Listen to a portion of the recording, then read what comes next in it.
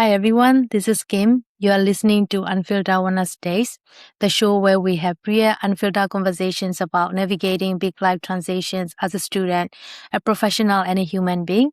Today's episode is about something a little different.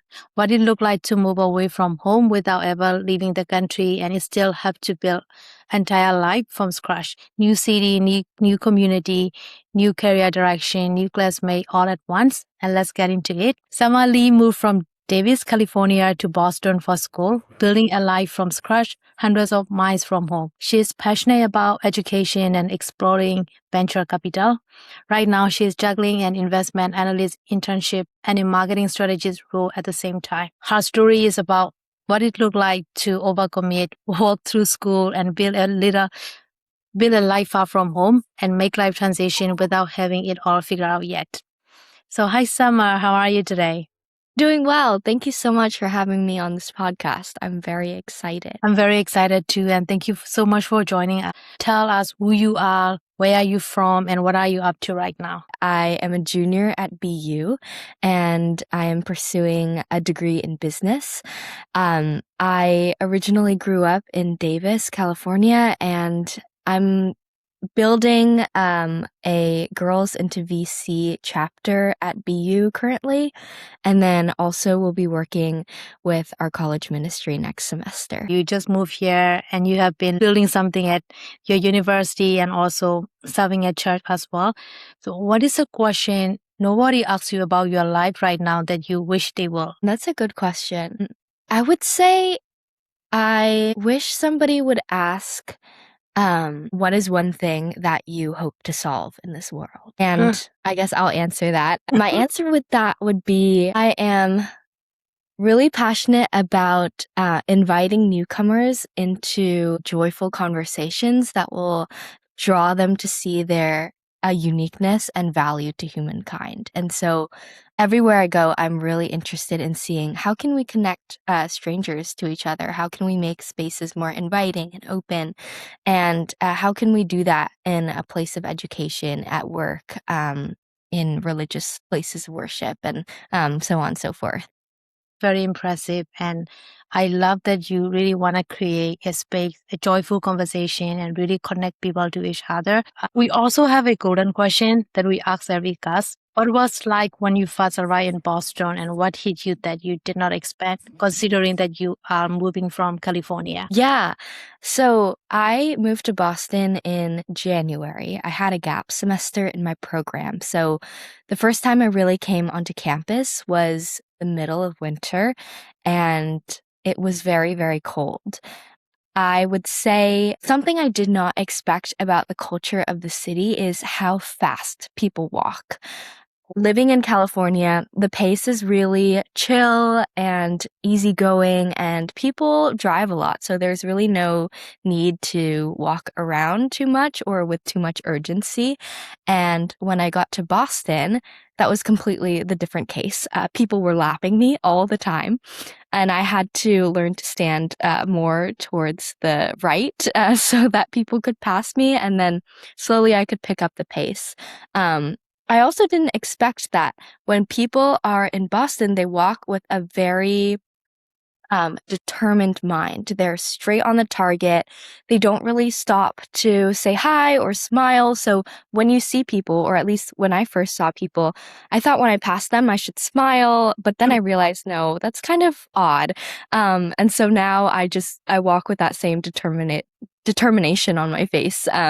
And when I'm back home, it definitely looks a bit different. That's very interesting. How did you really adapt that and make your life easier here? Yeah, that's a great question. I think over time, I realized the need for urgency because people are trying to catch transportation. So I realized I had to pick up the pace in order to catch the T or the bus, and that just happened naturally. And as for containing my facial expressions, I would say I still let it slip out, and I have no shame of that because everyone needs a bit of joy in their life, and why not express it through a smile? But I do say that it's harder to smile when it's really cold outside or really windy, so I think the weather also attributes to that too. I think actually smiling is very good because you don't know what happened in other people's life.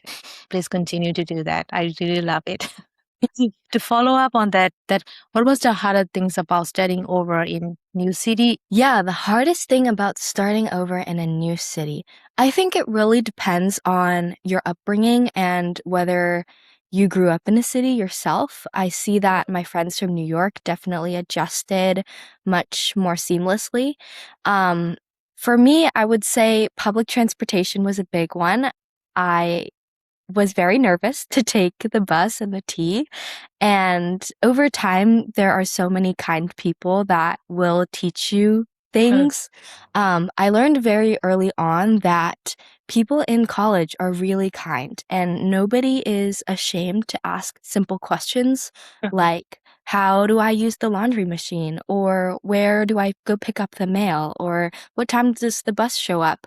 And I think that a great thing about college or living in Boston is that you're surrounded by a lot of students. And so because of that, there's a lot of support and there's a lot of understanding of people who are very similar to yourself. People who have gone before you, like upperclassmen, and people who are just starting out, like the first years. And so something that I really love, even though it's very difficult about starting life in a new city, is that there is constantly something to learn, someone to learn from, something to learn how to do. And so I would say because I love to learn, it's very intellectually and emotionally stimulating. And so at the same time, it means that when you're moving to a new city, you have to pace yourself. It's really easy to just be embraced by all the culture and the vividness of the city, but carving time out for yourself, quiet time, reflection, really helps set my mind so that I have enough energy to go back into the world. Love it, because you just mentioned a lot of challenges in terms of moving to the new city, but you really make those challenges to the opportunity. How did you actually build a community here from zero, and what worked and what did not? I think in my case, it's more specific because I was moving for school. And so I was surrounded by a lot of students who are also starting from zero. So that helped build community a lot. Definitely a big part of it is something that I hold on to is that when you're meeting new people, they could be a friend today and they could be gone tomorrow. And don't take that personally. Because sometimes people are going to meet others, they're going to click well with them, or they're going to be in a different environment that maybe wouldn't suit you. And so if you meet a friend, that's amazing, and totally explore that, be comfortable, get to know them, but also be okay that if they are drifting off and they go and do a new thing, especially in college, because everyone's always changing, then not to burden yourself with questioning, is it something I said, something I did? And knowing that there's always going to be new people to connect with. And so what worked early on for me was just hanging out with people that lifted each other up, and then people that I felt, this is like maybe a relationship that I might not want to explore right now, just being okay with being friendly and then knowing that it might come back and it might not, and just letting that be. And knowing that when I was in school, I really thought about I'm here to learn, to grow, and to be challenged, not to prove to anybody I'm good at something. And so when we try to prove ourselves, when we try to look a certain way, act a certain way, to mold into what other people think we should be like, that's when there is tension, and that's when we start to kind of roll back from who we actually are. Wow, that's very rich. The perception and the way you think about life and purpose, and you will see a lot of people with different interests and different hobbies. So people change all the time. So just, don't take it personal and just explore that and enjoy that moment as well. Was there a moment recently when you look completely fine on paper, but really were not? What was actually going on underneath? Yeah. My hardest semester so far, I think, was my first fall semester's sophomore year. And I was overloading on credits and taking some pretty hard classes for the first time and adjusting to a new environment in the business school. And so, although I was participating in class and talking with my roommates and my friends and, having a grand old time, I was really stressed out, and I realized that it is really easy for me to juggle a lot of assignments, a lot of relationships, and I love to say yes to things. And so I've learned that sometimes when you say yes to too much, your plate gets too full. And so I would say what was really going on underneath was it was hard for me to say no, and it was hard for me to decommit from something. So I take my responsibilities very seriously. And so if I commit to something, I will see it through. And so I felt really heavy when I had to take something off.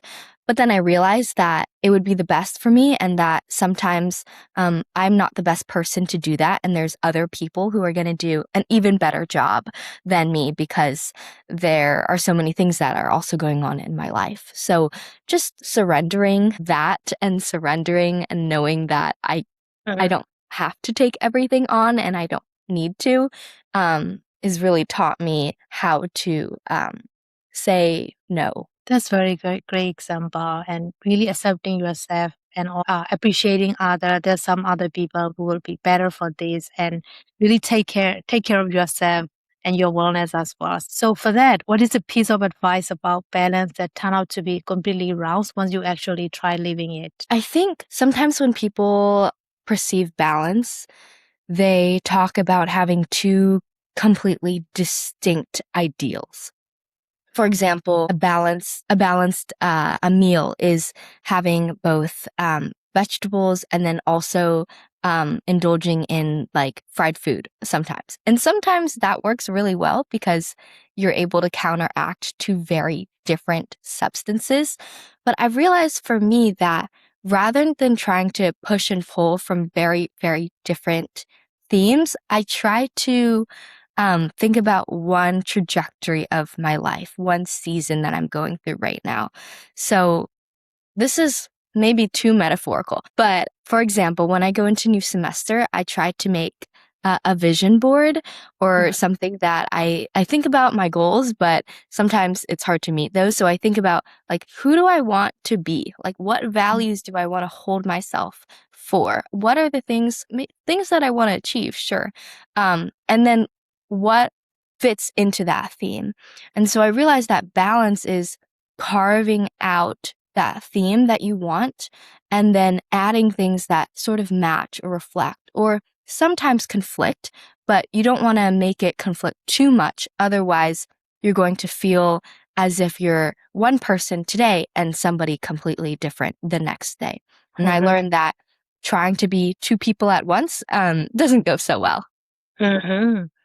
So we actually met at a networking event 2 times. What does actually networking mean to you beyond just collecting contact or meeting new people? Yeah. So we met at a faith-driven investors event, which I loved. As a Christian, I really loved seeing and connecting with other believers and getting to pray for one another and getting to talk about our faith background, but also what we want to do in the business world. Jules Pieri, she is the CEO of the Grommet, and she said this in an event. She said that networking is the act of the lifelong practice of receiving and giving kindness. And when she said that, it completely changed the way I thought about interacting with people. And when we interact through networking, it can be easy to make it very transactional. But I try to think about these are the people I might build a lifelong relationship with. I might build a professional friendship with. And so if I'm meeting them as friends, professional friends, then the way that I interact with them would be very different from the way I would if I was just trying to get their LinkedIn profile on my feed. And so it means asking them questions about their journey in life, asking them about what they want to achieve. And also, I realized asking them how I can help. I think a lot of people these days, they do need help or assistance or references.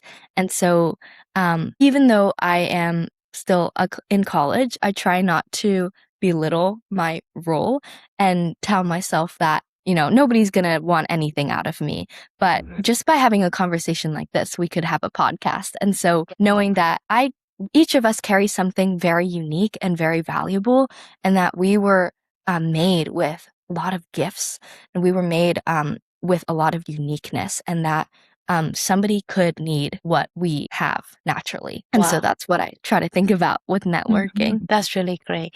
That is a kind of mindset we should carry when we meet people. So you are now working as an investment analyst. Is that the direction you already saw yourself going, or did you surprise yourself? I definitely surprised myself. I didn't think that finance was something that I would be interested in, but I realized that markets align a lot with human relationships. And so I love exploring the way that people interact with each other and what people care about deeply. And so working as an investment analyst and working in the hedge fund industry really taught me markets are a reflection of what people care about right now. And so whenever we see the prices tick or the change in media or what people are buying and selling, we see an exact reflection of what they care about. And so I'm thinking about human interaction, thinking about what we value as individuals can give a lot of insight into what can change in the market. So that was something I really loved and was surprised about working in investment and working in finance. That's very insightful. So if you could sit down with yourself the day you landed in Boston, what is the one thing you will want to tell her? I would tell her it's okay to slow down. And I would tell her that there is no such thing as wasting your time. I think it's really easy to be caught up in what do I have to do next? And what do I have to plan for? And that's really important too, planning and being prepared. But at the same time, I think that I would have liked to enjoy more of the slower moments because it really does pass by fast. And knowing that what I'm trying to do is change my mindset about time. And sometimes I could spend a lot of time doing something that maybe wasn't so productive, but I try to tell myself I wasn't wasting it. I was just choosing to spend it differently, or I didn't spend it wisely. And so knowing, okay, I'm trying to self-coach rather than self-criticize. And that is something that I would tell myself too when I was younger. I really love the way that you see things and the perspective you have on different things in life. But to conclude our conversation, for a student who is stressed too thin right now, what is the one thing that actually helped you? I would say reevaluate your priorities, because at the end of the day, there's only 24 hours in a day. And so sometimes for students like myself who find it really easy to say yes, I can overcalculate how much time it would take to do something. And so something very practical that I've learned is it can be super simple to write down exactly hour by hour how much time you need to do things. And so I always start with the basics, or I call it the essentials. How much time do I want for sleep? How much time does it take to commute? How much time does it take to eat lunch, to shower? All of those things. Calculate all your essentials, because those are the things that you need to do in a day. And then go to what are the things that I have to do. For me, that's going to class and homework. So I calculate in a week, how many hours do I need for school and homework? And then for myself, another big thing is spiritual enrichment. So going to church, going to community group, how much time does that take? And then leftover, that's how much time I have to commit and say yes to things. Of course, leave time to hang out with your friends and, go out to eat. And also, what are the hobbies I want to explore? And so that gives me more margin and understanding. And so if a student is stretched too thin, help calculate how many hours you're spending on something. And that would give you a very clear picture of what am I overdoing and what am I underdoing? And how is that affecting my stress levels? Thank you so much. It's a very practical advice. I don't think it's just for, just for the student or just for someone who is in undergrad or graduate, anyone. It can be for everyone if we really prioritize and if we know how to allocate our time. We will see how to spend wisely. Summer, thank you so much. What you shared today is not just a story about moving to a new city. This is a story about what it actually looked like to hold multiple things at once and facing new challenge, but really turning them into an opportunity to grow and learn. If something in this conversation hit home for you, a moment, a sentence, even just a feeling, I want to sit with that and then share this episode with one person who need to hear it, because this is how this story travel, one person at a time. And if you are in the middle of figuring it out right now, Shanko is offering 2 free coaching sessions, no pressure, no pitch, just real support from someone who has been where you are. Head to Shanko and take that step. See you in next 2 weeks.